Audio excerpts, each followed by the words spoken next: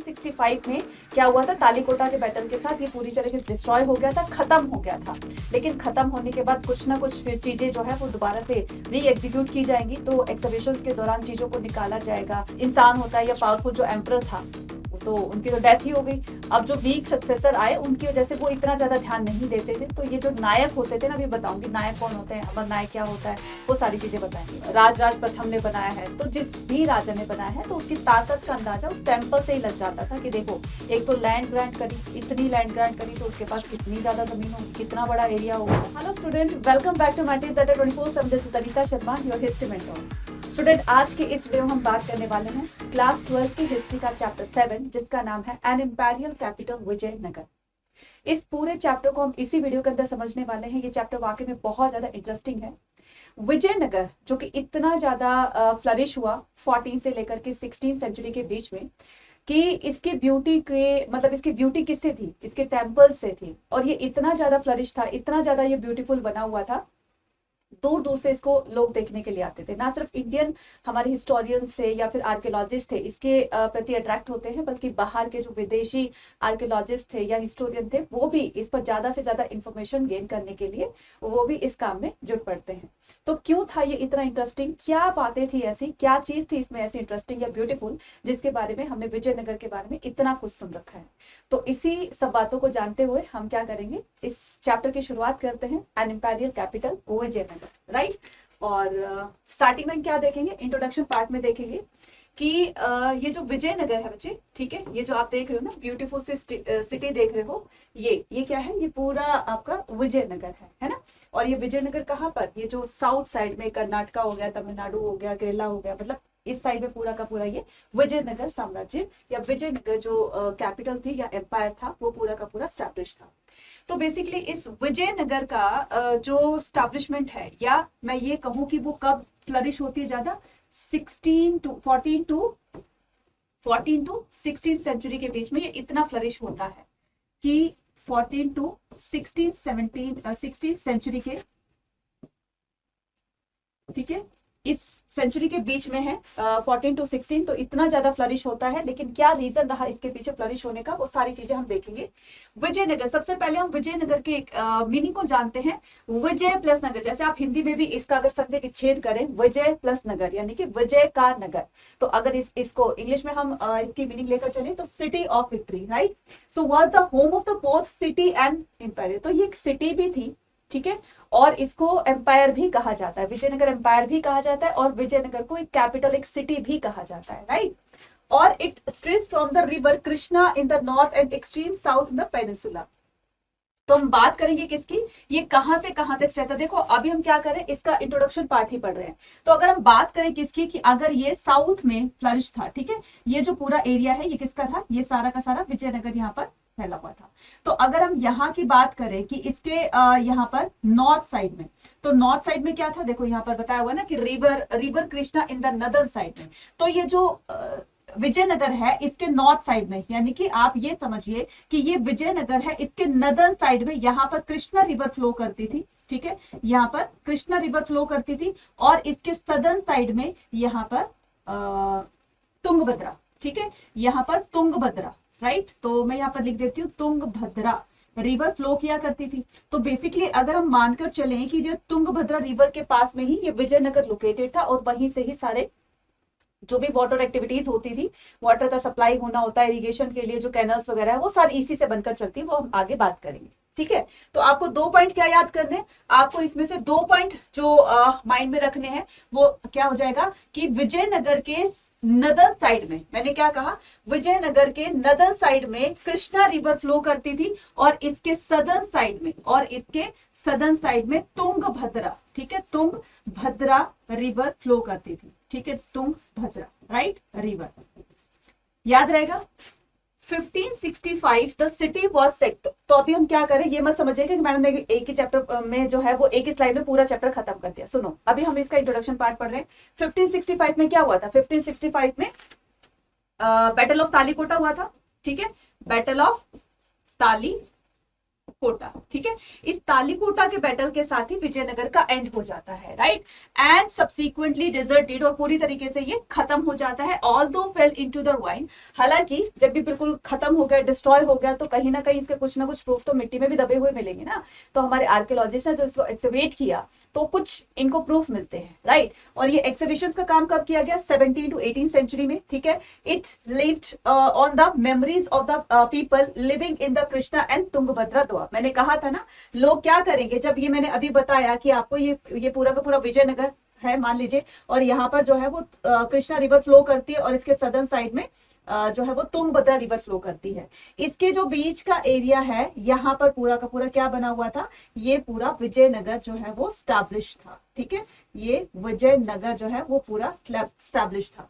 तो क्या कह रहा है? It lived on the memories of the people living in the Krishna and Tungabhadra Doab. इनके बीच का एरिया में जहां पर लोग रहा करते थे, एक उनकी यादें, हमें कहीं ना कहीं वो उनकी यादें, उनके जो भी एक्टिविटीज थी, जो भी वो कुछ काम करते थे, उनकी यादें हमें मिट्टी में दबी हुई मिली। और जब एक्सिबिशंस के दौरान उनको निकाला गया, तब उन पर रिसर्च की गई, और फिर रिसर्च वो इतनी ज्यादा जो है लोग इस रिसर्च में जुड़ गए थे, यानी कि हिस्टोरियन थे, आर्कियोलॉजिस्ट थे, तो ज्यादा से ज्यादा इसकी इंफॉर्मेशन कलेक्ट करना चाहते थे। क्यों? क्योंकि सुना था कि ये बहुत ही फ्लरिश, एक बहुत ही वेल्दी, एक बहुत ही कहते हैं ना कि प्रॉस्पर सिटी थी, बहुत ही ब्यूटीफुल सिटी थी, क्योंकि इनके टेम्पल्स की वजह से ही इस विजयनगर एम्पायर को इतना ब्यूटीफुल माना गया है। People remembered as the Hampi, people इनको ना हम्पी के नाम से भी जानते बच्चे, किसको? विजयनगर को, right. A name derived from the, अच्छा इसका नाम हम्पी क्यों पड़ा?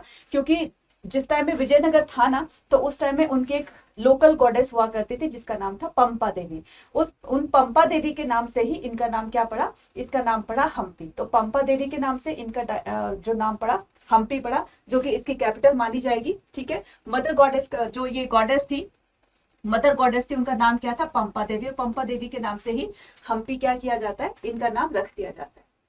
डिस्कवरी ऑफ हम्पी, अब बात करेंगे हम किसकी? हम्पी के बारे में। तो अभी हमने इंट्रोडक्शन पार्ट में थोड़ा सा मोटा मोटा सा आइडिया ले लिया कि क्या था विजयनगर। विजयनगर का मतलब होता है विजय का नगर, यानी कि सिटी ऑफ विक्ट्री, राइट। और 1565 में क्या हुआ था? तालीकोटा के बैटल के साथ ये पूरी तरह से डिस्ट्रॉय हो गया था, खत्म हो गया था। लेकिन खत्म होने के बाद कुछ ना कुछ फिर चीजें जो है वो दोबारा से री एग्जीक्यूट की जाएंगी। तो एक्सिबिशन के दौरान चीजों को निकाला जाएगा, फिर उस पर रिसर्च की जाएगी, फिर रिसर्च करने के बाद फिर उसको हिस्ट्री में रिकंस्ट्रक्ट किया जाएगा और लोगों को बताया जाएगा। तो हमने इंट्रोडक्शन पार्ट में ये पढ़ा। और ये जो विजयनगर था वो कृष्णा रिवर और तुंगभद्रा रिवर दोनों के बीच का जो एरिया है उसमें लोकेटेड था। यहां तक बात क्लियर हो गई। अब करते हैं डिस्कवरी ऑफ हम्पी। हम्पी की डिस्कवरी कैसे होती है? देखो, ये कौन है? ये है कर्नल मैकेंजी, ठीक है। इनका नाम क्या है? Colonel Mackenzie. तो कर्नल मैकेंजी जो थे, कर्नल मैकेंजी का जन्म जो है वो 1754 में, ठीक है, 1754 में हुआ था। Become a famous and engineer, survey and the cartographer. Cartographer किसको बोलते हैं बच्चे? जो मैप डिजाइन करते हैं, ठीक है, उनको कार्टोग्राफर बोला जाता है। क्या होता है कि 1815 में he was appointed the first surveyor general of India. 1815 की बात है, 1815 में इनको इंडिया का फर्स्ट सर्वेयर जनरल जो है वो नियुक्त कर दिया जाता है। तो first surveyor general of India, a post he had till his death in 1821। जब तक इनकी डेथ नहीं हुई, ये इसी पोस्ट पर बरकरार रहे, यानी कि इसी पोस्ट पर बने रहे। इनको किसी ने रिप्लेस नहीं किया, क्योंकि काम इतना अच्छा करते थे। अब जो काम इतना अच्छा करेंगे, लोग सेटिस्फाई होंगे, गवर्नमेंट भी सेटिस्फाई होगी, लोग भी सेटिस्फाई होंगे, ऑफिस वाले कलीग भी सेटिस्फाई होंगे। तो काम अच्छा करोगे तो सभी लोग सेटिस्फाई होंगे। जैसे आप अपनी एग्जाम की तैयारी करोगे ना, बहुत अच्छे से करोगे, अच्छे अच्छे मार्क्स लेकर आओगे, तो सभी लोग बोलेंगे भाई बच्चे ने पढ़ाई करी थी, है ना, गुड। तो ऐसे ही क्या थे? कर्नल मैकेंजी जो थे, कर्नल मैकेंजी का जन्म जो है वो 1754 में हुआ था। ये 1815 में ये सर्वेयर जनरल ऑफ इंडिया के पोस्ट पर इनको रिक्रूट किया जाता है, इनको नियुक्त किया जाता है। और ये इनकी डेथ हुई थी 1821 में। तब तक ये अपनी पोस्ट पर, इस पोस्ट पर, सर्वेयर जनरल ऑफ इंडिया की पोस्ट पर ये बने रहे थे। He embarked on the collecting the local history and surveying the history sites in order to better understand India's past. अच्छा, इनको जो था वो बहुत इंटरेस्ट था कि इंडिया के बारे में इन्होंने बहुत कुछ सुना हुआ था जब ये इंडिया नहीं आए थे। और पहले इन्होंने इंडिया के बारे में इतना सुना हुआ था, ये इंडियन कल्चर जो बहुत अच्छा है, इंडिया के जो सिटीज हैं या इंडिया जो है वो इतना ज्यादा वेल्दी है। तो उसे बहुत सुंदर सुंदर से टेम्पल्स हैं। तो ये बहुत सारी बातें ऐसी थी जिनको सुन करके इनकी क्यूरियोसिटी जो थी वो इंडिया के प्रति और ज्यादा बढ़ जाती है, और इंडिया के बारे में ज्यादा से ज्यादा इंफॉर्मेशन कलेक्ट करने के लिए इनके मन में जो है वो एक तरह से उथल पुथल होने लगती है कि यार मुझे इंडिया जाना है और मुझे इंडिया में देखना, इंडिया को देखना है, उनका कल्चर कैसा है, लोग कैसे हैं वहां के, और इनकी जो ब्यूटी इतनी जो डिफाइन की गई है, हमने बुक्स में भी पढ़ी है, हमने और कहीं भी सुना है, देखा है, तो क्यों ऐसा इंडिया को बोला जाता है। तो ये सब जानने के लिए वो इंडिया आते हैं, और फिर जब आए और उन्होंने अपने काम के थ्रू इंडिया के पास्ट को जानना चाहा, तो वाकई में वो इंडिया के पास से बहुत ज्यादा इंप्रेस होते हैं। हिस्टोरिकल साइट्स पे वो ज्यादा जाते हैं और वहां पर इंफॉर्मेशन कलेक्ट करते हैं to better understand India's past. देखो, एक तो वो था कि इन्होंने जो पहले सुना हुआ था, पहले किसी से सुना, कहीं पर पढ़ा, एक तो वो नॉलेज थी, लेकिन ये खुद जाकर अब वहां चीजों को जब खुद से एग्जामाइन करेंगे या एक्सिबिशंस के दौरान चीजों को जब इनके सामने वो चीजें प्रैक्टिकली सामने आएंगी, तो वो चीजों को ज्यादा अच्छे से समझ पाएंगे। तो it is better to understand India's part and make to the governance of the colony easier, ठीक है, and make the governance of the colony easier. और इस तरीके से वो अपने काम से लोगों को इजी तरीके से बताएंगे, और ये जो है ज्यादा ज्यादा इंफॉर्मेशन कलेक्ट करेंगे। द रूइंस क्या होते हैं बच्चे? रूइंस होते हैं प्रूफ, यानी कि एविडेंसेस होते हैं, आप इसको प्रूफ भी कह सकते हो, ठीक है। ये क्या होते हैं? तो इनके जो रूइंस थे, किसके? हम्पी के। देखो, जब ये डिस्ट्रॉय हुआ था, विजयनगर एम्पायर डिस्ट्रॉय हुआ था, तो उसके इनको हम्पी भी तो बोला जाता है, तो ये पूरी तरह से डिस्ट्रॉय हो गया था। तो द रूइंस, तो इनके कहीं ना कहीं तो साक्ष्य मिले होंगे, प्रूफ मिले होंगे, एविडेंसेस मिले होंगे। तो Hampi were brought to life. तो कर्नल मैकेंजी ने क्या किया? सबसे पहली बार 1800 में colonel Colin Mackenzie to reconstruct, तो सबसे पहले हम्पी के बारे में यही थे बताने वाले। पहले हमने इनका इंट्रोडक्शन पढ़ लिया, कौन थे ये, क्या काम करते थे, इन्होंने हम्पी के बारे में कैसे जाना, तो वो सारी चीजें जान ली। जब ये इंडिया आते हैं तो इन्होंने सबसे पहले हम्पी के बारे में दुनिया को बताया। 1800 में इसके रूइंस जो होते हैं, इसके प्रूफ एविडेंसेस जो होते हैं, वो इनको मिले, और उसके बिहाफ पर रिसर्च करने के बाद में उन्होंने इंडिया को बताया, मतलब दुनिया को बताया। तो colonel Mackenzie in 1800 by the colonel Colin Mackenzie, तो वो हम्पी के रूइंस उनको मिलते हैं to reconstruct the history of the city. फिर ये इस सिटी की, यानी कि हम्पी की इंफॉर्मेशन ज्यादा कलेक्ट करके उसमें हिस्ट्री को उसको रिकंस्ट्रक्ट करते हैं। Sources like the memories of the priest, तो ये रिसोर्स जो होते हैं या इनकी ज्यादा इंफॉर्मेशन, किसी भी चीज की इंफॉर्मेशन लेना कि ये मार्कर कहाँ बना, कैसे बना, किसने बनाया, कौन सी कंपनी ने इसको जो है मैन्युफैक्चरिंग की थी, तो अब इसके बारे में काफी सारी इंफॉर्मेशन लेंगे ना। तो इसी तरीके से जब इनको हम्पी के रूइंस मिले, तो वहां चीजों की इंफॉर्मेशन ज्यादा से ज्यादा कलेक्ट करने के लिए, कोई भी इनको एक्सवाइजेड कुछ भी मिला, हम्पी के रूइंस जब इनको मिले, एविडेंसेस मिले, तो उसके बारे में इंफॉर्मेशन लेने के लिए कहाँ से ये सोर्सेस को जुटाएंगे, वहां के लोगों से, लोकल लोगों से पूछेंगे कि बताओ इसकी हिस्ट्री क्या थी, ठीक है, ये जो हम्पी बना था, कोई ना कोई तो इसमें रहा होगा ना, चाहे ठीक है वो कोई बहुत ही बड़ा बुजुर्ग होगा जो पहले का टाइम उन्होंने देखा था, या उनसे पहले के जो उनके एंसेस्टर्स थे उन्होंने उन बच्चों को बताया होगा, तो थोड़ी बहुत तो इन्फॉर्मेशन उनको पता होगी। तो लोगों से वर्बली भी जाना, वर्बली जाना के बाद तो history of the city, sources like the memories of the priest of the Virupaksha temple and the shrine of the Pampa Devi. तो विरूपाक्ष टेम्पल के जो वो थे, क्या बोलते हैं, प्रिस्ट वगैरह जो होते हैं, कि बताओ इस विरूपाक्ष टेम्पल का इतिहास क्या है, इसकी हिस्ट्री क्या है।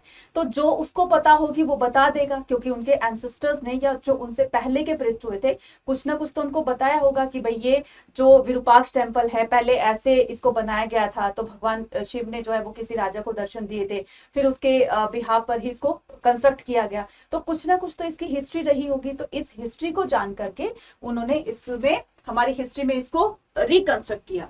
तो Virupaksha temple and the shrine of the Pampa Devi, तो विरूपाक्ष टेम्पल के बारे में, पंपा देवी जी के बारे में काफी सारे इंस्क्रिप्शंस को स्टडी करके, टेम्पल्स पे जाके, account of the foreigners traveller, तो जो फॉरेनर्स आए थे और उन्होंने अपनी ट्रैवलॉग्स वगैरह लिखी वहां से, और इसके अलावा other literature written in the Telugu, और काफी सारी बुक्स ऐसी थी जिनमें वहां के विजयनगर के बारे में लिखा हुआ था। तो ये जो बुक्स होती थी, Telugu, Kannada, Tamil, Sanskrit, played a very important role in discovering the Hampi. ये सारी चीजें हम्पी को डिस्कवर करने में बहुत ज्यादा अपनी एक इंपॉर्टेंस रखते हैं, और इनका एक बहुत ही बड़ा रोल रहा है। Humpy, the historical city. The ruins of the Humpy were brought the light up 1800 by the Colonel Mackenzie to reconstruct the, ये हो गया सारा, ठीक है। तो ये पूरा का पूरा क्या है, ये पूरा का पूरा आपका हम्पी दिख रहा है ना, विजयनगर एम्पायर। तो आज के टाइम में देखो तो आज तो थोड़ा सा उसको ठीक है मॉडिफाई कर दिया गया है, लेकिन आज भी उसके एविडेंसेस वहां पर कुछ ना कुछ तो दिखाई देते हैं, जैसे टेम्पल्स वगैरह हो गए। अब बात करते हैं जोग्राफिकल स्ट्रक्चर विजयनगर, ठीक है। तो विजयनगर नगर का जोग्राफिकल स्ट्रक्चर देखते हैं, ठीक है। तो Vijayanagar was the capital of the historic Vijayanagar empire. तो Vijayanagar was the capital city, किसकी कैपिटल सिटी थी, of the historic Vijayanagar empire, located on the, इसकी जो कैपिटल थी बच्चे वो कौन सी थी, हम्पी थी, ठीक है। इसकी कैपिटल का नाम क्या था, हम्पी, राइट। तो हम्पी इनकी कैपिटल थी, इसकी विजयनगर की। Hampi was the capital of Vijayanagara, ठीक है, कैपिटल ऑफ विजयनगर।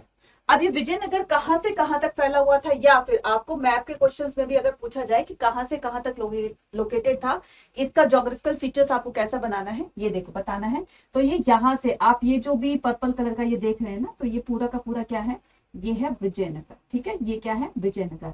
अब इस पे थोड़ा सा पार्ट आपका महाराष्ट्र इसका भी आ गया है, महाराष्ट्र का, सॉरी कर्नाटका का भी आ गया है, ठीक है। ये पूरा का पूरा आपका तमिलनाडु भी आ गया है, केरला भी आ गया है, ठीक है, और ये आपका आंध्र प्रदेश भी आ गया है।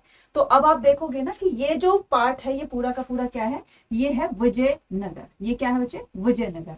और विजयनगर के मैंने कहा था विजयनगर के नॉर्थ साइड में, यानी कि ये रही आपकी कृष्णा रिवर, तो इसके नदन साइड में कृष्णा रिवर फ्लो करती थी, और इसके नीचे साउथ नीचे होता है ना, तो विजयनगर के सदर्न साइड में यानी कि निचाई की तरफ ये क्या था, तुंगभद्रा रिवर फ्लो करती थी। यही दो चीजें मैंने आपको बताई, ठीक है। सो क्या था कि Tungabhadra river it spread over a large area and included the modern era group of the monuments as at Hampi site in the Vijayanagar district।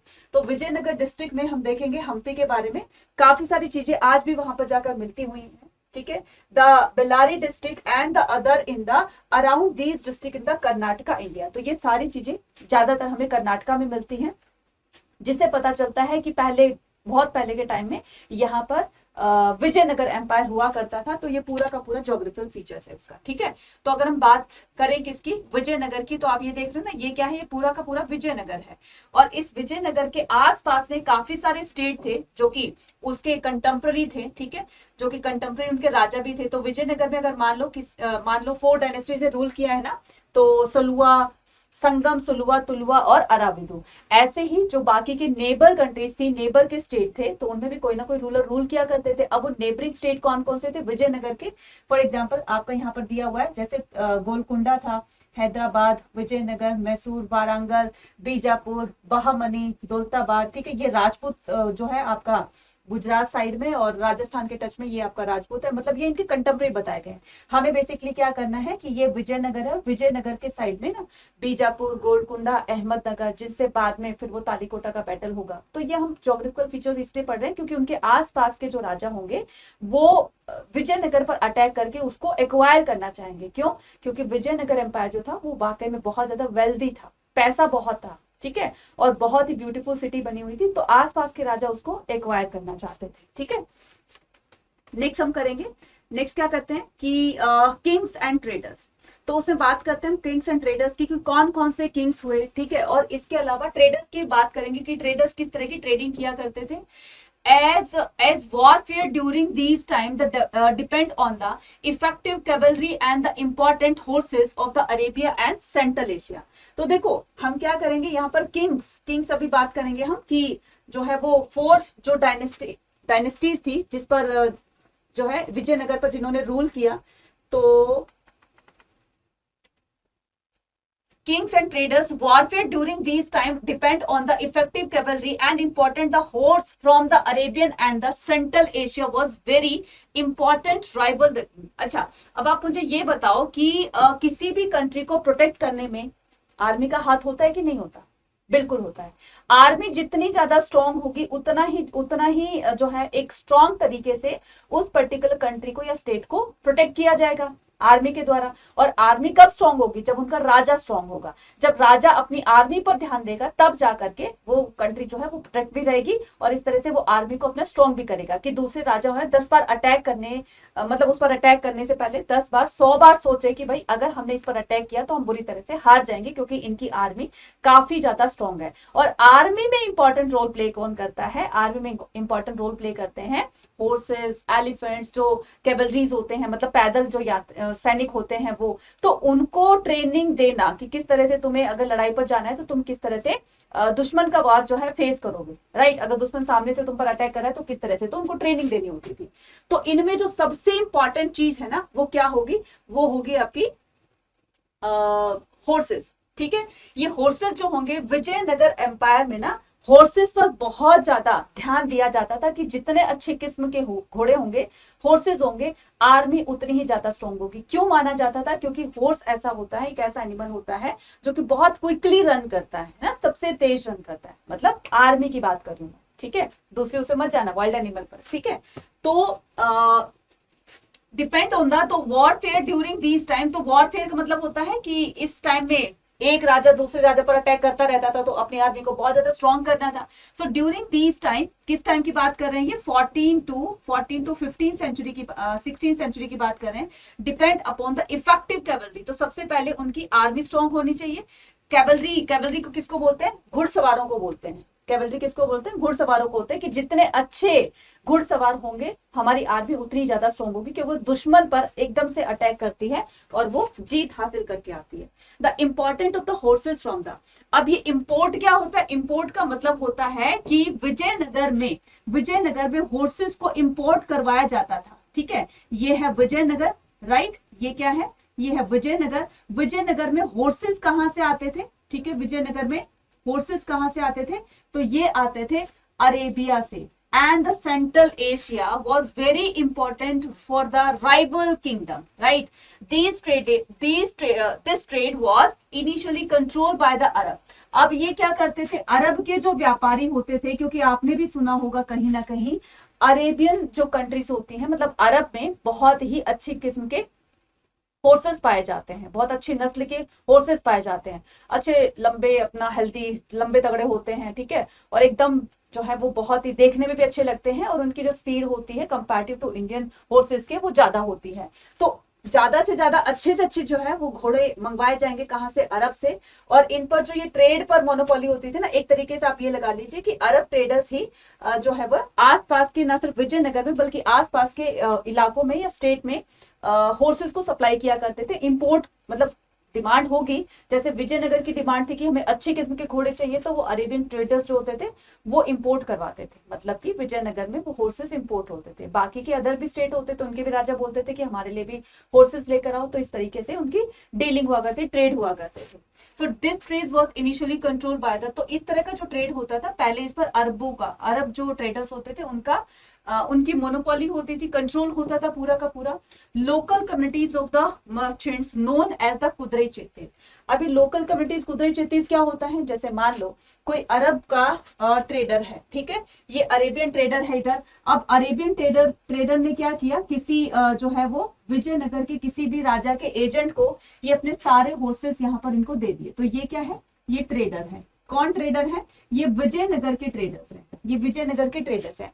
और अब अरब के एक मर्चेंट ने ला करके, ट्रेडर ने ला करके इनको हॉर्सेस दे दिए। ठीक है, अब जिनको हॉर्सेस दिए तो उनको क्या कहा जाता है? उनको कहा जाता है कुदरई चेतीस। हॉर्स का मतलब होता है, ठीक है, तमिल की बात करें हम साउथ साइड में, हॉर्स का मतलब क्या होता है? कुदरई। ठीक है, हॉर्स का मतलब क्या होता है बच्चे? हॉर्स का मतलब होता है कुदरई। ठीक है, कुदरई होता है, तो हॉर्स यहाँ पर लिख देती हूँ कुदरई। ठीक है, कुदरई, राइट। और फिर उसके बाद क्या हो जाएगा? ये जो मर्चेंट्स होते थे, ट्रेडर्स होते थे, जो घोड़ों का व्यापार करते थे, उनको क्या कहा जाता है? चेतीस कहा जाता है। ठीक है, उनको क्या कहा जाता है? चेतीस, राइट। दोनों बातें क्लियर हो गई आपको? ठीक है, देखो दोबारा से देखो, ये जो हॉर्स होते हैं, जो अरब ट्रेडर्स,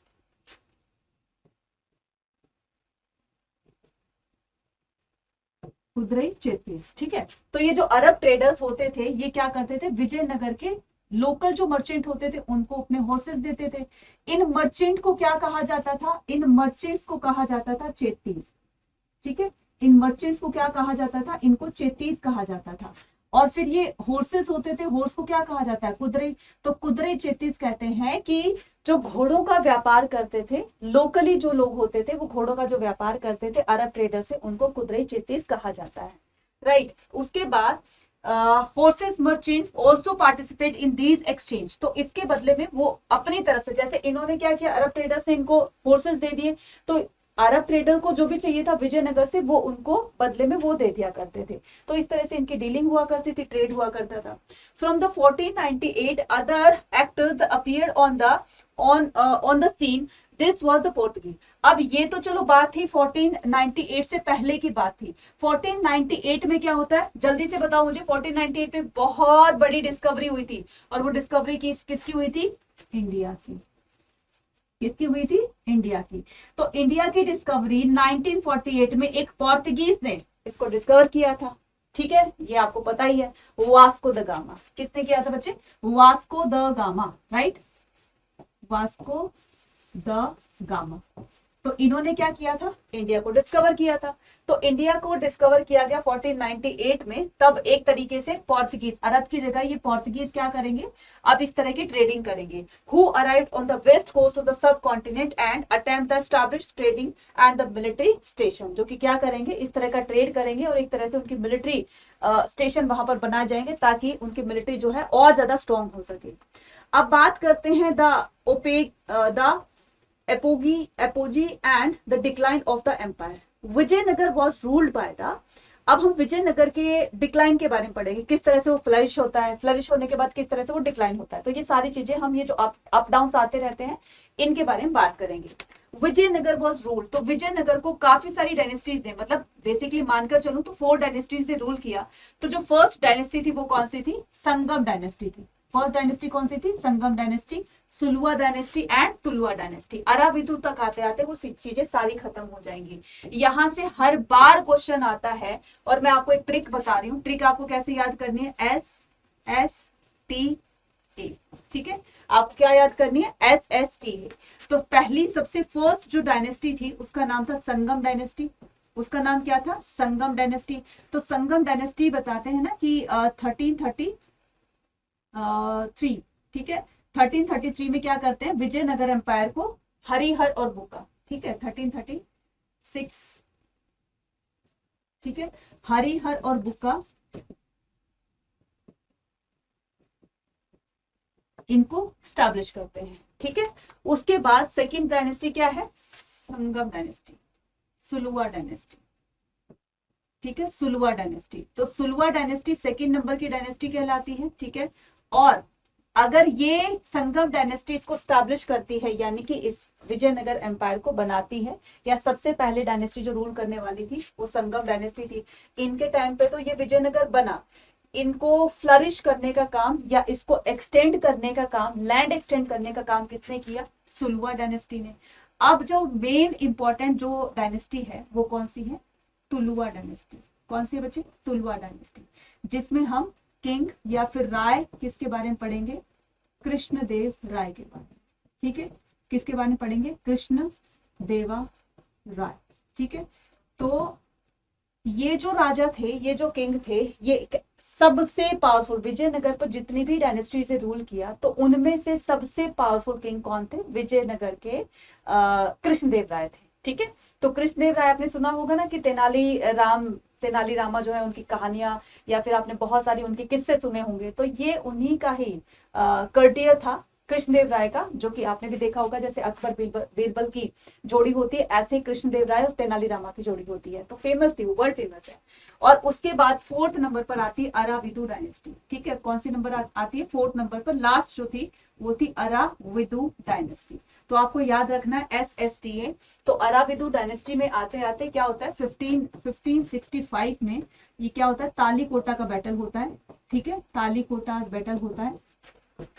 और इस बैटल से क्या होता है कि जो कृष्णदेव राय का जो प्रधान सेनापति था जिसका नाम था रामा राय, उनके और बीजापुर के सुल्तानों, मतलब ये जो डेक्कन सुल्तान है, ठीक है, बीजापुर, गोलकुंडा, अहमदनगर, इन राजाओं के साथ में इनका बैटल होता है और रामा राय हार जाता है और उनके हार जाने से ही ये पूरा विजयनगर जो है उनके अंडर में आ जाता है और धीरे धीरे उसका सारा का सारा नामो निशान मिट जाता है।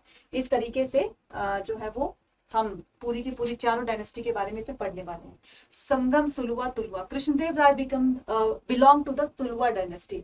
तो यहाँ से क्वेश्चन आता है कृष्णदेव राय कौन सी डायनेस्टी से बिलोंग करते थे, तो आ जाएगा तुलवा डायनेस्टी से, right. So whose rule and the characterized by the expansion and the consolidation. इनके शासन काल में विजयनगर बहुत ज्यादा एक्सटेंड होता है, दूर दूर तक फैल जाता है, बहुत बड़ा एम्पायर बन जाता है।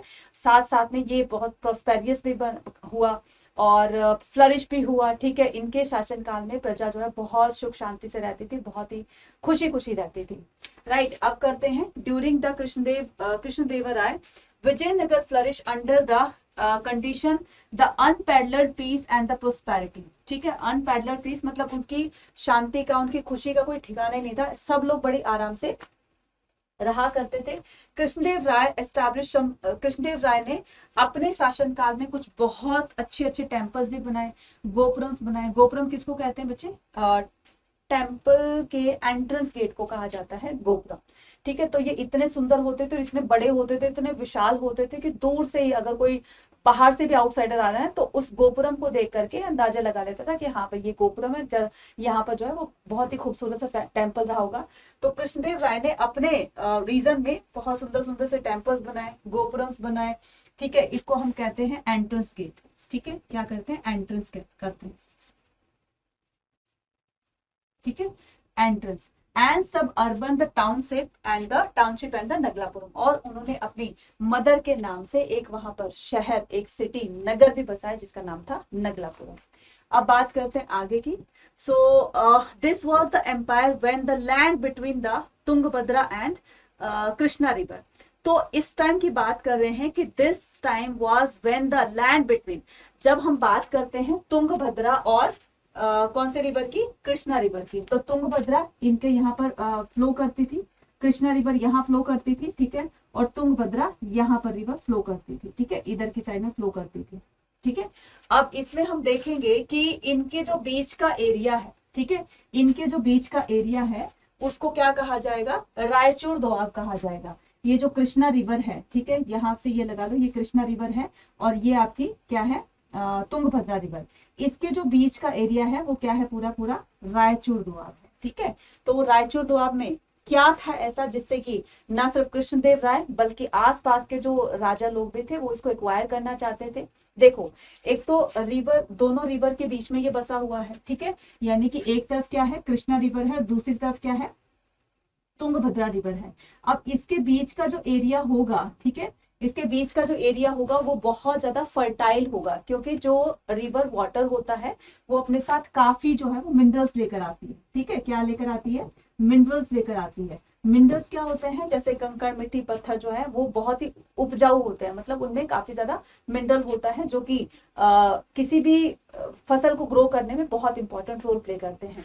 तो जब ये क्या करेंगे, अपने साथ में काफी मिनरल्स लेकर आएंगी, ठीक है, मिनरल्स लेकर आएंगे तो एक टाइम तक तो ठीक है, वो मिट्टी, कंकड़, पत्थर इनके साथ बहेंगे, रिवर वाटर के साथ फ्लो होंगे, लेकिन उनमें वॉल्यूम ज्यादा होने की वजह से रिवर उनको क्या कर देती है, रिवर वहीं छोड़ देती है, पानी आगे निकल जाता है, वो मिट्टी वहीं पर जमा हो जाती है साइड साइड में, किनारों में, ठीक है। तो उसके जो बैंक होते हैं, बैंक्स मतलब किनारे जो होते हैं, तो उनके आसपास में मिट्टी जमा हो जाती है और बड़ा सा जो है जमा होते होते ये बड़ा सा एरिया, यानी कि ये क्या कर देती है, सिल्ट बना देती है।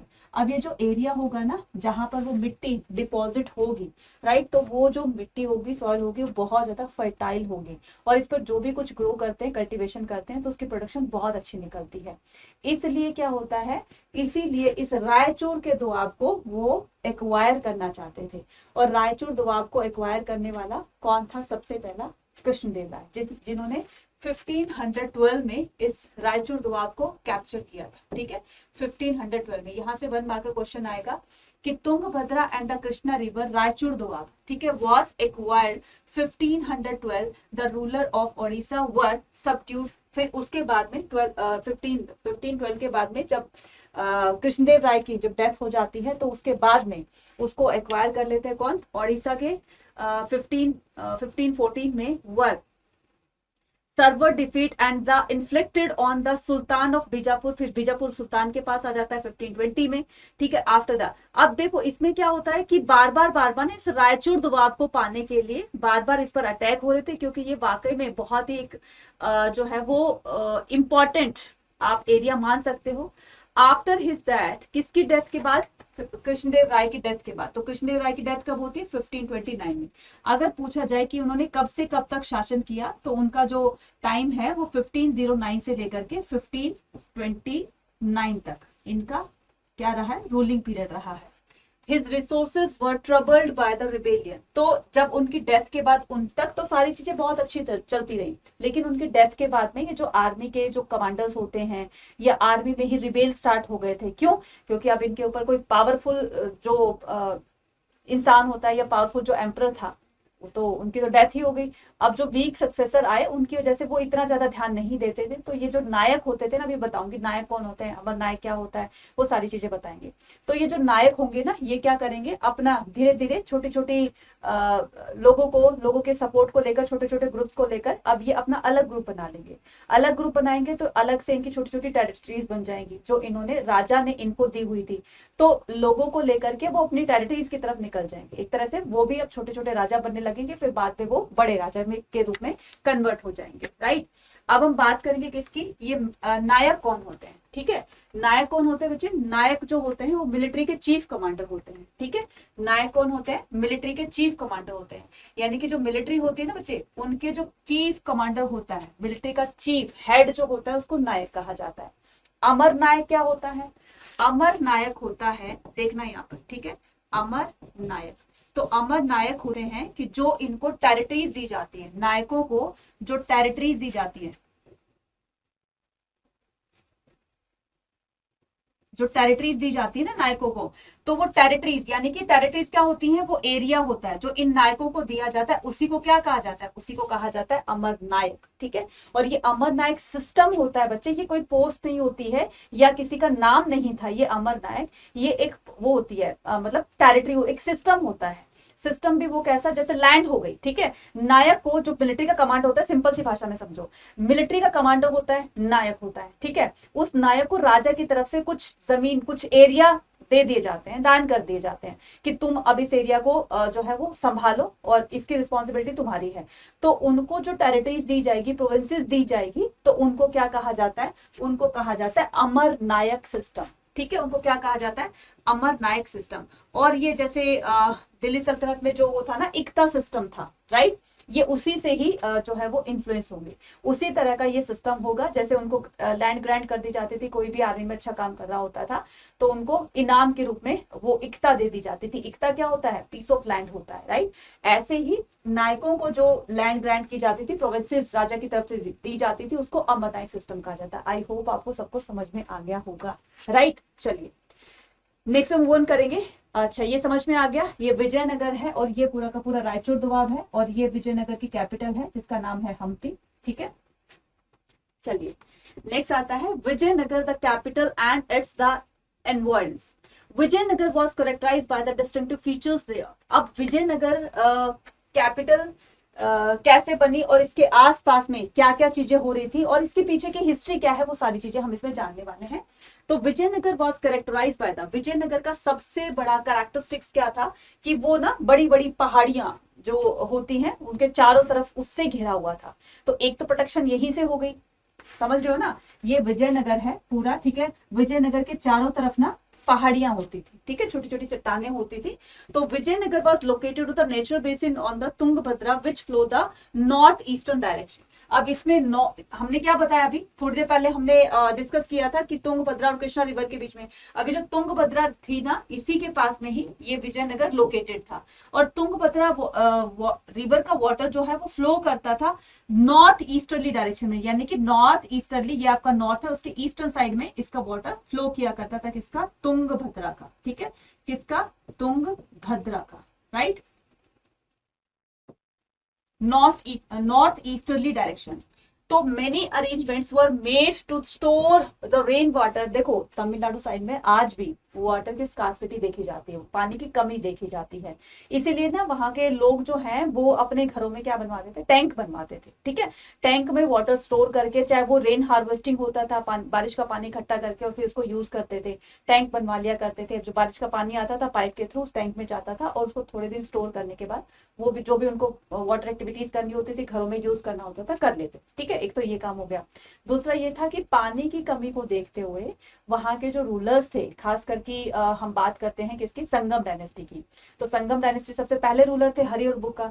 तो जब उनका रूल चल रहा था तो पानी की कमी को देखते हुए, पानी की कमी को पूरा करने के लिए उन्होंने कुछ टैंक्स वगैरह भी बनाए। लोग तो अपने घरों में टैंक्स बनवाते ही थे। ठीक है, और कुछ बड़े बड़े टैंक्स भी बनाए जो राजा के द्वारा बनाए जाते थे। उनमें से एक टैंक होता था, कौन सा, उनमें से एक टैंक होता था कमलापुरम टैंक। ठीक है, उसमें से एक टैंक होता था कमलापुरम टैंक। इस कमलापुरम टैंक में कहां से पानी आता था, तो हिरिया कैनाल से। अब देखो, फिर से देखो, ये क्या है आपकी तुंगभद्रा रिवर।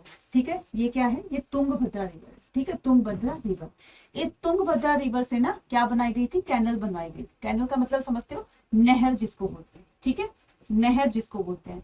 तो इसके थ्रू ना नहर बनवाई गई। ठीक है, तो एक जब ये नहर आई तो इस नहर के पानी को पूरे जो विजयनगर था तो उसमें वाटर चैनल्स बना दिए गए, मतलब रिवर से चैनल्स बना दिए गए। ये थोड़ा पानी इधर की साइड जाएगा, थोड़ा पानी इधर साइड जाएगा, थोड़ा पानी उधर साइड जाएगा। तो आपके आसपास में भी आपने देखी होगी ना नहरें, लोग किस तरह से उसको यूज करते हैं, इरिगेशन के लिए यूज करते हैं, और अपने जो भी उनकी पानी की जो भी एक्टिविटीज होती है उनको भी वहां से पूरा कर लेते हैं, खास करके इरिगेशन के लिए। तो उनके लिए क्या किया जाएगा, इस तरीके से कैनाल्स बनवाई जाएगी। उस कैनाल का नाम क्या होगा, हिरिया कैनाल होगा। Hiriya canal was use to irrigation and communication. अब ये जो कैनल बनवाई जाएगी ना, इससे लोग इरिगेशन करेंगे और कम्युनिकेशन करेंगे। इरिगेशन और कम्युनिकेशन क्या होता है, कम्युनिकेशन होता है कहीं लोकल एरिया में आना जाना होता था वाटर ट्रांसपोर्टेशन से, तो वो नहर के थ्रू ही आया जाया करते थे। तो हिरिया कैनाल के आपको दो अगर काम लिखने के लिए है कि ये किस लिए ज्यादा इंपॉर्टेंट थी, तो आपको दो इंपॉर्टेंट पॉइंट्स बताने हैं। एक तो ये कि इसके वाटर को लोग इरिगेशन के लिए यूज किया करते थे, और अगर हम सेकंड बात करें तो इससे कम्युनिकेशन भी बहुत अच्छी होती थी। ठीक है, कम्युनिकेशन के लिए भी यूज किया करते थे। अब्दुल रज्जाक एक कौन था, अब्दुल रज्जाक एक एम्बेसडर था। एम्बेसडर कौन होता है, जो बाहर से ट्रेवलर्स आते हैं ना, तो ये कहाँ का एम्बेसडर था, पर्शिया का था ये। ठीक है, ये पर्शिया का एम्बेसडर था, वॉज ग्रेटली। तो ये ना इसके विजयनगर के फोर्टिफिकेशन को देख के बहुत ज्यादा इंप्रेस होता है, right, in the city and mention the 7 lines of the fort. अभी फोर्टिफिकेशन क्या था, क्यों इसके पास इसके जो है इस फोर्टिफिकेशन को देख करके इतना ज्यादा ये अट्रैक्ट हुआ था। ध्यान से देखना बच्चों, क्या था कि ये जो विजयनगर है ना, इसको 7 लाइन्स के अंदर प्रोटेक्ट किया होता। इस तरीके से देखना, ध्यान से देखना, यहाँ से आपका 1 मार्कर भी हो सकता है, और आपका लॉन्ग क्वेश्चन इसमें ज्यादातर बनते हैं। तो इस तरीके से 7 लाइन्स बना दी। ये जो बीच में है ये क्या था, विजयनगर एम्पायर। ठीक है, विजयनगर एम्पायर। इस तरह की फोर्टिफिकेशन को देखकर अब्दुल रज़ाक हैरान हो जाता है कि ऐसा इतनी ज्यादा सिक्योरिटी, और वो भी ऐसी सिटी के लिए, क्यों। तो इसका रीजन ये बताया कि देखो, इसको विजयनगर को हर कोई जो है एक्वायर करना चाहता था, बार बार इस पर अटैक हो रहे थे। तो इस अटैक के लिए उसको रोकने के लिए इसको प्रोटेक्शन दी गई। ठीक है, और प्रोटेक्शन भी कैसे कि इसको 7 लाइन्स के अंदर इसको सुरक्षित रखा गया। ठीक है, जैसे कोई बहुत ही कीमती चीज होती है उसको कहते हैं ना 7 लॉक्स के अंदर रख देंगे तो वो बहुत ही ज्यादा महफूज रहेगी, सुरक्षित रहेगी, चोरी नहीं होगी, है ना। तो सेम ऐसे ही विजयनगर जो है वो अपने वेल्थ के लिए बहुत अच्छा माना जाता था। हीरे जवाहरात भी बहुत थे उसमें काफी। ठीक है, बहुत वेल्थ होता था, लोग भी बहुत ज्यादा खुश थे, सॉइल भी की फर्टिलिटी भी बहुत ज्यादा थी वहां पर। तो इसलिए ना आसपास के जो राजा थे ना वो इसको एक्वायर करना चाहते थे। तो अगर हम इसके आउटर पार्ट को देखें, जो कि हमने अभी थोड़ी देर पहले ही बताया है कि इसके आउटर पार्ट में ना छोटी छोटी पहाड़ियों से ये घिरा हुआ। ठीक है, क्या घिरा हुआ था, छोटी छोटी पहाड़ियों से घिरा हुआ था। और अगर दुश्मन आता है तो पहले तो वो पहाड़ियों को क्रॉस करेगा।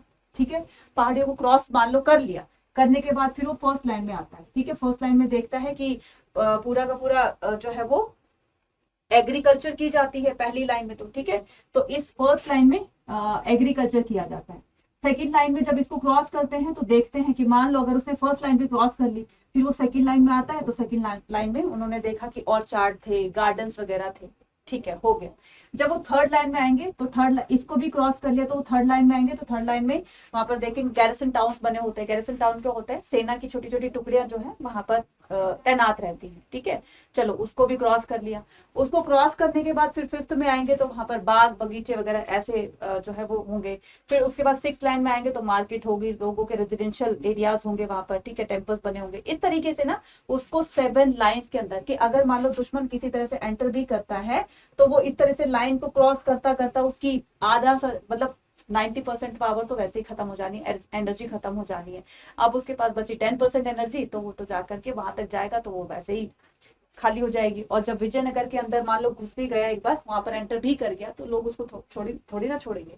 इस तरीके से उसके इस फोर्टिफिकेशन को देखकर काफी ज्यादा वो इंप्रेस होता है। समझ में आ गई आपको? ठीक है, चलिए नेक्स्ट मूव ऑन करते हैं। By the 1542 controls the center of the center had shifted to another ruling lineage, that was the Aravidu. तो इसके जो तुलुआ डायनेस्टी थी, जिसके कृष्णदेव राय रूलर थे, तो इस तुलुआ डायनेस्टी के वीक सक्सेस की वजह से इसको रिप्लेस कौन करते हैं? अराविदु डायनेस्टी के रूलर्स इसको रिप्लेस करते हैं, यानी कि तुलुआ डायनेस्टी खत्म हो जाती है। कब खत्म होती है? देखो 1542 की बात है, तो कृष्णदेव राय की डेथ कब हो गई थी? 1529 में। 29 से 52 तक उनके सक्सेसर आते हैं, लेकिन धीरे धीरे वो वीक सक्सेसर जो थे वो अपनी ज्यादा मतलब उनकी एम्बिशियसनेस ना होने की वजह से, उनका ज्यादा स्ट्रॉन्ग ना होने की वजह से, पावर का इस्तेमाल ना करने की वजह से, या फिर अपनी प्रजा पर अपने राज्य पर ध्यान ना देने की वजह से बाहर के जो आउटसाइडर होंगे वो उनको रिप्लेस करेंगे।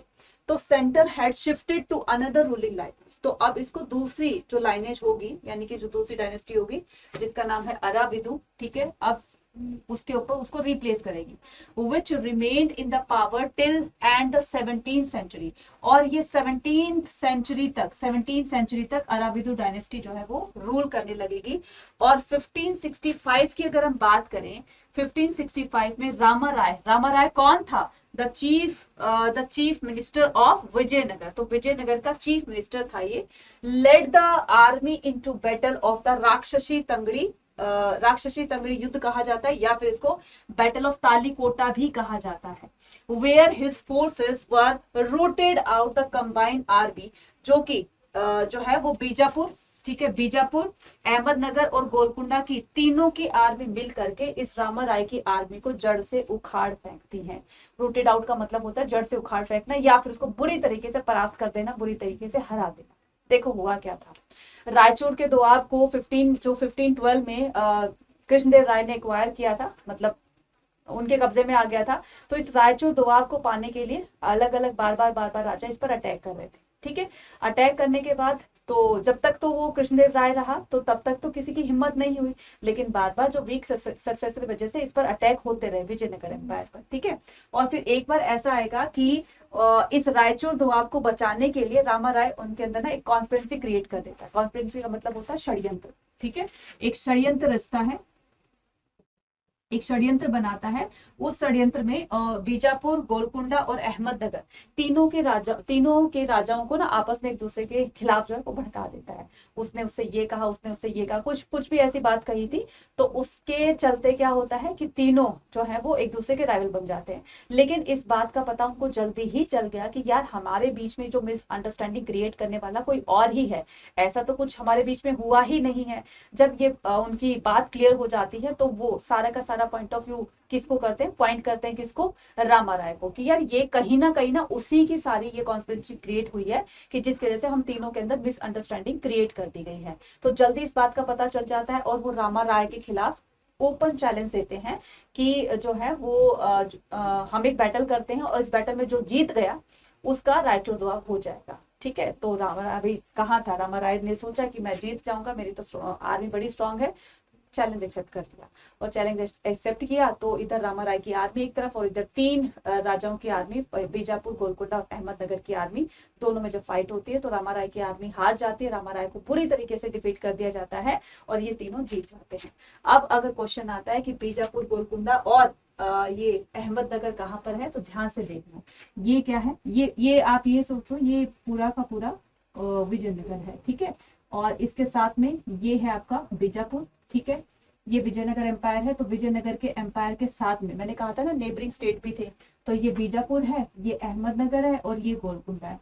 इन तीनों के राजाओं ने मिल करके इस विजयनगर के चीफ मिनिस्टर जिसका नाम था रामा राय, उनको हरा देते। ठीक है, क्लियर। जो आज का गोवा देख रहे हो ना, तो इसी के पास में आप बीजापुर को लोकेट कर देना। ठीक है, और गुजरात के ये जो देख रहे हो ना इधर, ये क्या है, अहमदनगर है, तो आप देख रहे हो गुजरात के साइड में ही अगर लोकेट करने के लिए आए तो इसको यहाँ पर कर देना, ये बॉम्बे है। ठीक है, ये बॉम्बे है और ये है आपका गोलकुंडा। तो तीनों के रूलर्स ने मिलकर रामा राय को हरा दिया। किसमें, तालीकोटा के बैटल को राक्षसी तंगड़ी बैटल भी कहा जाता है, तो इस बात का ध्यान रखना। अब करते हैं हम रॉयल पैलेस में।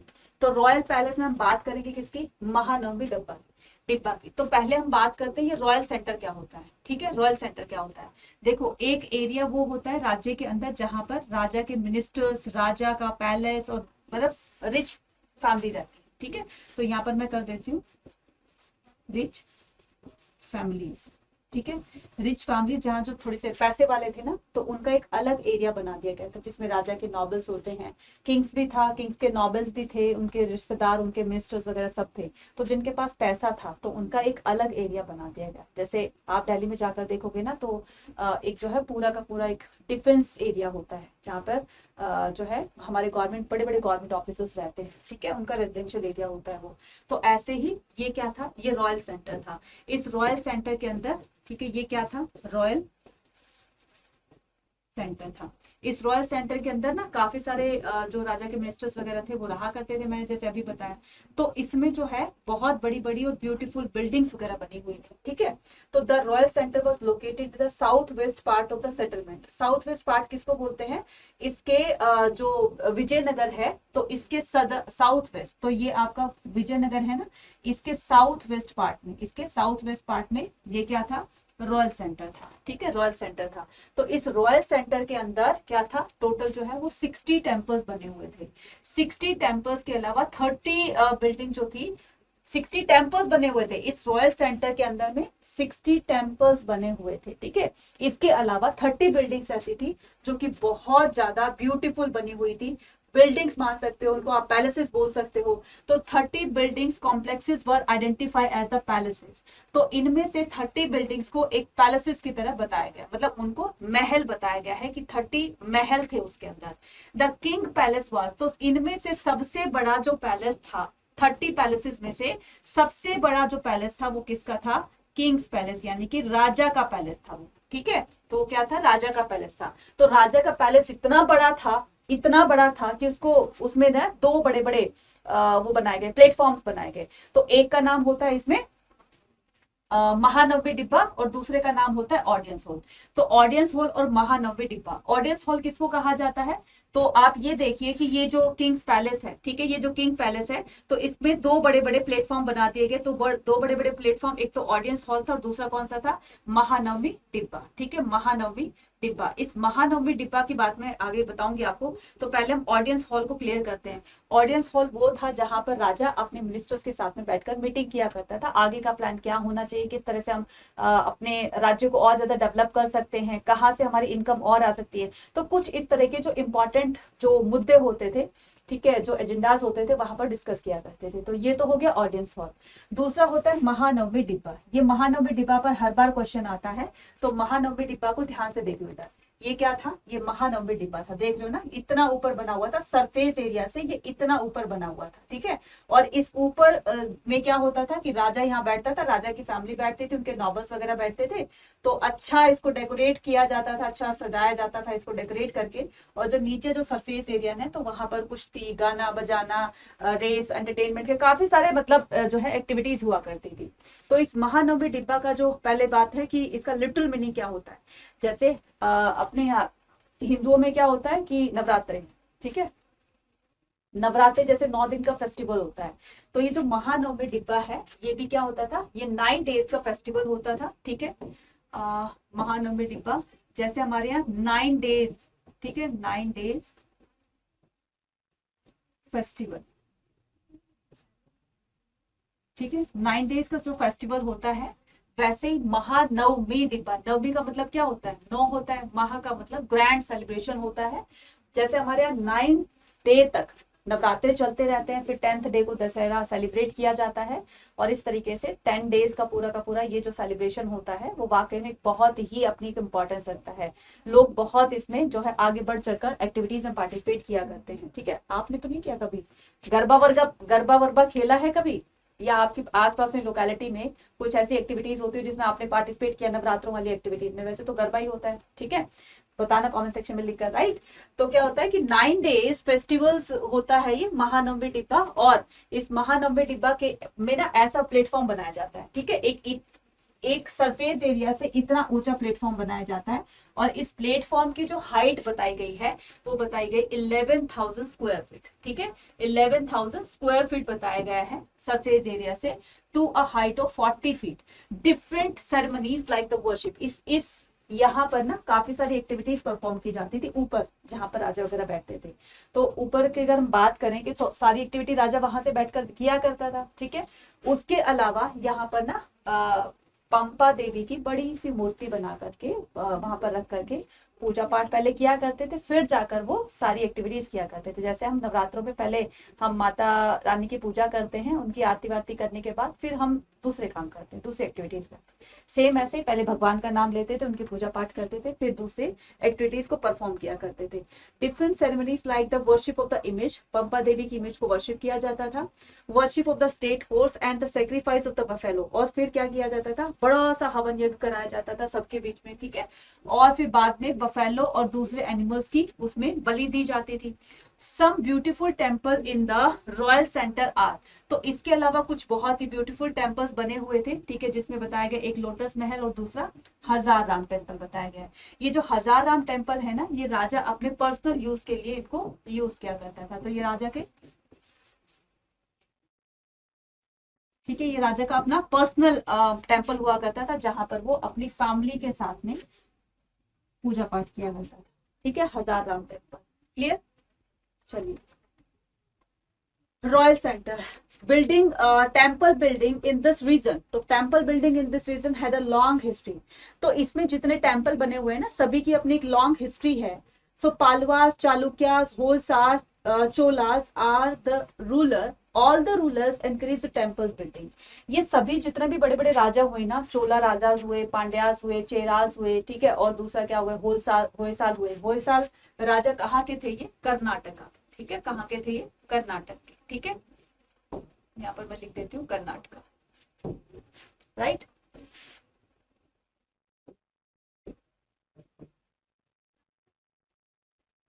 राइट, और ये कहाँ के थे, चोला तमिलनाडु के। ठीक है, तो ये जितने बड़े बड़े रूलर थे, चोला, चेरा, पांड्यास, पालवास, तो ये क्या करते थे, बड़े बड़े टेम्पल्स बनवाते थे, और जितने बड़े टेम्पल बनाते थे उनका उतना ही नाम जो है वो दूर दूर तक फैलता था। उनके, चाहे वो अपने प्रोस्पेक्टिव से बनाया करते थे, अपने फायदे के लिए बनाया करते थे कि कोई जितना ज्यादा अच्छा टेम्पल बनाएगा, जितना बड़ा टेम्पल बनाएगा, जितना सुंदर टेम्पल बनाएगा, उसके हिसाब से उनकी एक ताकत का अंदाजा लग जाता है आउटसाइडर को। अब आउटसाइडर, ठीक है, मान लीजिए कि वो टेम्पल देखने के लिए आ रहा है, इतना सुंदर टेम्पल, इतना बड़ा टेम्पल, यार इसमें कितना पैसा लगा होगा, ऐसे वो सोचने पे मजबूर हो जाता है। फिर उसको पता चलता है कि यार ये तो उस राजा ने बनाया है, ठीक है, कृष्णदेवराय ने बनाया है, या फिर जो है वो राजराज प्रथम ने बनाया है। तो जिस भी राजा ने बनाया है, तो उसकी ताकत का अंदाजा उस टेम्पल से ही लग जाता था कि देखो, एक तो लैंड ग्रांट करी, इतनी लैंड ग्रांट करी, तो उसके पास कितनी ज्यादा जमीन होगी, कितना बड़ा एरिया होगा। दूसरा, इसको कंस्ट्रक्ट कराने में काफी पैसा लगा होगा, डेकोरेशन में काफी पैसा लगा। तो ये बड़े बड़े राजा बड़े बड़े टेम्पल्स बनवाते थे। Temples were develop as the religious, तो टेम्पल क्या होते थे, ये एक ना रिलीजियस सेंटर होते थे, religious, social, culture, economic and the learning centre होते थे। Shrine of the Virupaksha and Pampa Devi were, Virupaksha किसको बोला जाता है, एक तरह से आप ये लगा लो कि पंपा देवी पार्वती जी को, और विरूपाक्ष जो है वो भगवान शिव को। तो shrine of Virupaksha and the Pampa Devi were very significant square centre. तो ज्यादातर जो लोग होते थे वो भगवान शिव की ही पूजा किया करते थे, लोकल गॉडेस थी उनकी पंपा देवी।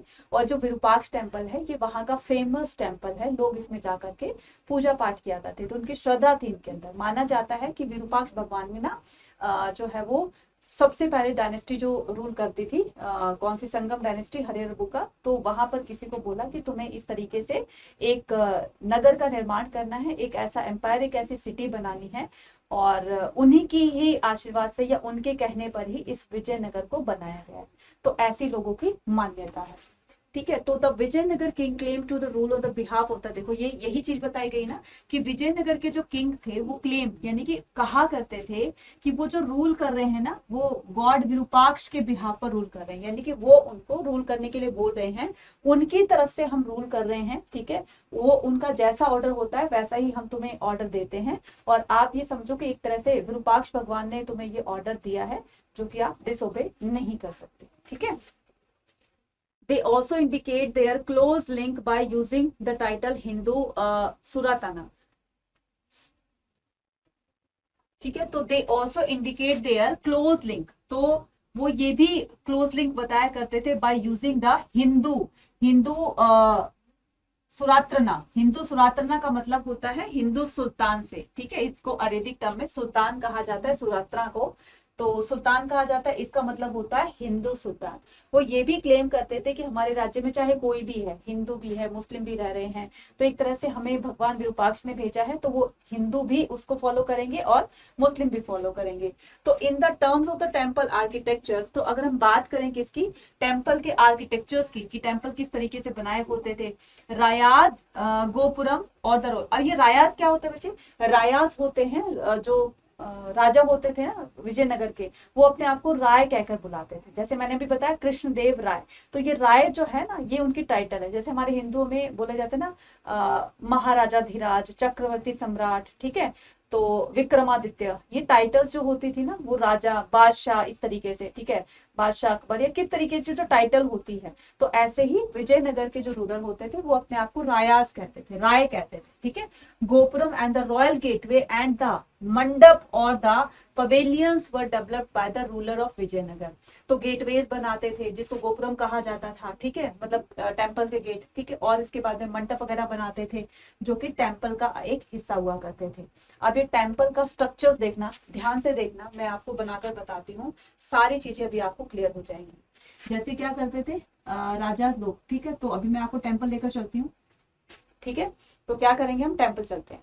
तो ये जो एंट्रेंस गेट होता है ना, इसको क्या बोलेंगे, इसको बोलेंगे गोपुरम। इसको क्या बोलेंगे, गोपुरम। ठीक है, इस जैसे हमने इस एंट्रेंस गेट को क्रॉस किया, तो एंट्रेंस गेट को क्रॉस करने के बाद ना यहाँ पर एक बड़ा सा हॉल है। ठीक है, जहां पर नाचना, गाना, बजाना ये सब चलता रहता है ना। आपने भी देखा होगा विजिटर्स वहां पर बैठ करके थोड़ा सा भगवान का भजन वजन कर लेते हैं, वहां बैठ करके नाचना, गाना, शादी ब्याह वगैरह होती रहती है। तो इस तरह जहां पर ये हॉल बना होता है उसको क्या कहा जाता है, मंडप कहा जाता है। ठीक है, उसको क्या कहा जाता है, मंडप कहा जाता है। तो फर्स्ट क्या हो गया, गोपुरम हो गया, सेकंड क्या हो गया, मंडप हो गया। मंडप को क्रॉस करेंगे ना तो यहाँ पर भगवान की मेन मूर्ति जहां पर रखी जाती है उसको कहेंगे गर्भगृह। उसको क्या कहेंगे, गर्भगृह। ठीक है, और इस गर्भगृह के ठीक ऊपर ना एक चोटी बनी होगी जिसको कहा जाता है शिखर। ठीक है, जिसको क्या कहा जाता है, शिखर कहा जाता है। समझ में आ गया, समझ में आ गया। तो थर्ड नंबर पर क्या हो गया, गर्भगृह, और फोर्थ नंबर पे हो गया आपका शिखर। तो अगर आपको क्रोनोलॉजिकल ऑर्डर में भी लगाने के लिए आना टेम्पल का स्ट्रक्चर, तो इस तरह से लगा देना, गोपुरम, मंडप, गर्भगृह और शिखर। क्लियर। अगर इसको डिक्रीजिंग ऑर्डर में लगाना है, इंक्रीजिंग ऑर्डर में लगाना है, तो इस तरीके से लगवा देना। अब ये जो गोपुरम्स होते थे, मंडप होते थे, राजा लोग इनको बनवाते थे, और टेम्पल्स में जो भगवान की मेन डिटीज, भगवान की मेन मूर्तियां रखी जाती थी जिस रूम में, उसको गर्भगृह कहा जाता है। और इसके ऊपर ना इसको कहा जाता है शिखर। ये जो ऊपर सबसे ऊपर वाला पार्ट है इसको क्या कहा जाता है, शिखर कहा जाता है। क्लियर, ठीक है। Next, Hampi as a site of national importance. Hampi को नेशनल इंपॉर्टेंस कब दी गई, कैसे दी गई, ध्यान से सुनो। 1976 की बात है। ठीक है, 1976 में इस हम्पी को नेशनल इंपॉर्टेंस दी गई।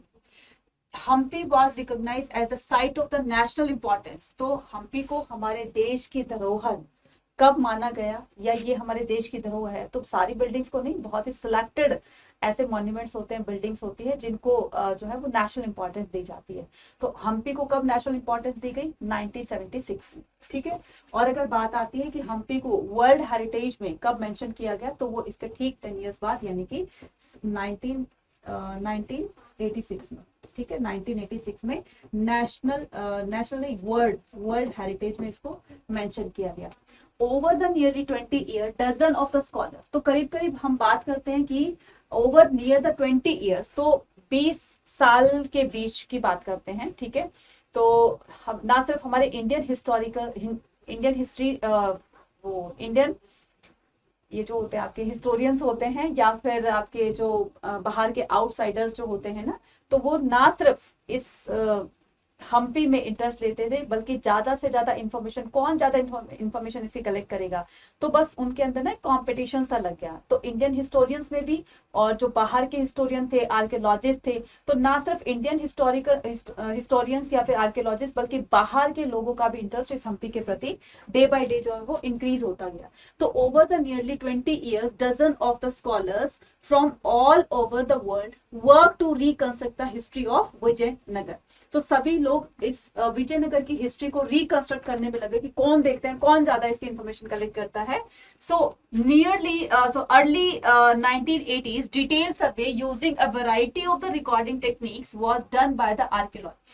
तो 1980s के दशक की बात करते हैं, 1980 के दशक की बात करते हैं, तो बहुत सारे आर्कियोलॉजिस्ट ने इनकी इंफॉर्मेशन कलेक्ट की। Using a variety of the recording techniques was done by the Archaeological Survey of India। तो ये जो Archaeological Survey of India होते हैं, तो इनको काफी सारे एविडेंसेस मिलते हैं। उन्हीं एविडेंसेस के प्रूफ को लेकर के इस पर रिसर्च की गई, और फिर रिसर्च जैसे जैसे हुई, पता चला बातों का, तो वो हिस्ट्री में उसको मेंशन करते रहे। In which they led the recovery of the traces of the road. इसमें उनको पाया कि किस तरह से हमारे आर्कियोलॉजिस्ट को क्या क्या मिला, जिसकी वजह से उन्होंने हिस्ट्री में इनको बताया। तो वो थे हम्पी के रोड्स के बारे में बताया, पाथ के बारे में, रास्ते वगैरह होते थे, बाजार बताए, ठीक है, किस तरह के उनमें बाजार होते थे, मार्केट होती थी। तो जॉन फ्रिंट, तो आपने एक नाम सुना होगा, यहाँ पर दिया हुआ जॉन एम फ्रिंट्स, और एक थे George Michell and the MS Nagarjuna, ठीक है। Rao work for many years and give the importance observation of this site. तो इन तीनों ने अपना अपना एक कॉन्ट्रीब्यूशन दिया, जिसके बिहाफ पर हम इस विजयनगर को और अच्छे से जान पाए। तो ज्यादा से ज्यादा इंफॉर्मेशन, सबसे ज्यादा इंफॉर्मेशन इन्होंने ही कलेक्ट की, इन्होंने ही ज्यादा रिसर्च की, और जब जा करके हम इस विजयनगर के बारे में इतना पता कर पाए। अब आता है continue research about the Vijayanagara empire. अब इस पर कंटिन्यू रिसर्च की गई, ठीक है। रिसर्च ना सिर्फ एक ही टाइम पर की गई, क्योंकि इतना ये जो है वो इंटरेस्टिंग था कि लोगों को इस रिसर्च करने में भी इंटरेस्ट आ रहा था, तो इस पर रिसर्च होती रही, ठीक है। तो कंटिन्यू रिसर्च अबाउट द, आज भी इसकी रिसर्च चल रही है, ठीक है, ऐसा नहीं कि बंद हो गई है। Building survive the convey idea of about the materials and the technique. तो किस तरह के लोग जो वहां पर हमें बिल्डिंग्स देखी, काफी सारी बिल्डिंग्स देखी, पैलेसेस देखे, टेम्पल्स देखे, लोग किस तरह के मटेरियल को उसमें यूज किया करते थे, ठीक है। Buildings and the patrons of the culture extend the Vijayanagar Empire. Thus, we can understand that by combining the information from the literature, inscriptions and popular tradition. तो इससे हम क्या समझ सकते हैं? इससे हम समझ सकते हैं कि वो लोग किस तरह के स्ट्रक्चर्स को अप्लाई किया करते थे अपने घरों में, अपने बिल्डिंग्स में, अपने जो भी उनके टेम्पल्स वगैरह बने होते थे, रेजिडेंसी बने होते थे। तो वो हमें कहाँ से पता चले? वो हमें इनकी लिटरेचर बुक्स से पता चले हैं, हमें लोगों के वर्बली कम्युनिकेशन से पता चले कि इस तरह के घरों में वो रहा करते थे।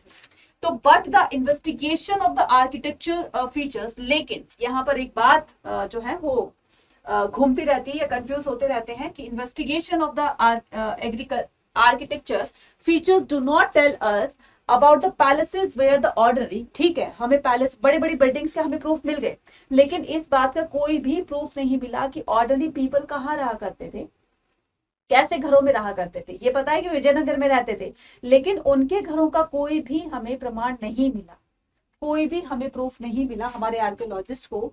People what kind of the wages, और इसके अलावा वो जो घरों में रहते थे तो किस तरह के वेजेस को यूज किया करते थे, डिड नॉट मेंशन। अगर वो ठीक है, फेजेस रहते हैं, मतलब किस तरह के जो है वो टूल्स यूज किया करते थे जो आर्किटेक्चर जो होते थे ना, या फिर मेजर्स होते थे, जो मिस्त्री होते थे, जो घर वगैरह बनाते थे, तो वो कौन से टूल्स यूज किया करते थे। जैसे जो कॉन्ट्रैक्टर होता है, घर बनाने वाला जो होता है, उनके पास काफी सारे अपने इक्विपमेंट्स होते हैं, टूल्स होते हैं, जिसके बिहाफ पर वो घर को कंस्ट्रक्ट करता है।